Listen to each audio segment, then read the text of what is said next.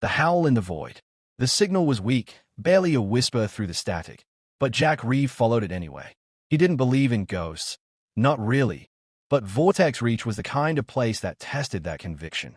A dead zone at the edge of charted space, littered with ancient wreckage and silence. His ship, the Wayfarer, groaned as it drifted closer to the origin point. It wasn't much, a beat-up salvage freighter held together by stubbornness and duct tape, but it had enough life support and stubborn will to get by. What he found shouldn't have been there. The vessel was alien.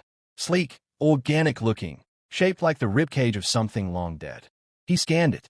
Powerless. No weapons. But there, faint biosigns. 1. Against his better judgment, Jack docked. Inside, the ship was a frozen tomb. Crystals of condensation clung to the walls. Lights flickered dimly in protest, and silence pressed in like a weight. He moved through the corridor cautiously, weapon drawn. Then he found her, curled against a bulkhead, wrapped in fragments of armor. Was a creature that looked part beast, part warrior. Tall and gaunt, silver fur matted with frost, limbs too thin, chest rising in shallow gasps. Not human, not quite animal, something in between. Her golden eyes blinked once before fluttering closed. Jack stared. Every instinct screamed to leave. This wasn't his fight. But then she whimpered, soft, barely audible, and something in him twisted. He lifted her gently.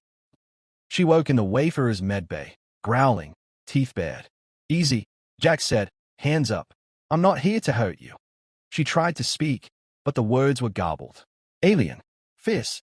He offered her broth, carefully filtered to avoid toxic interactions.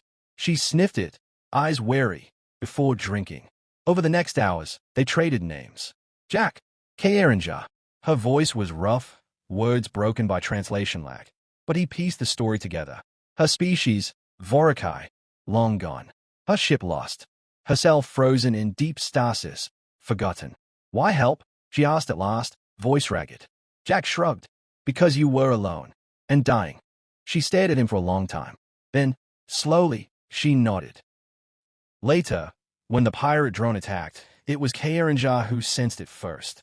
She moved like lightning, eyes burning, bones still brittle but soul burning hot.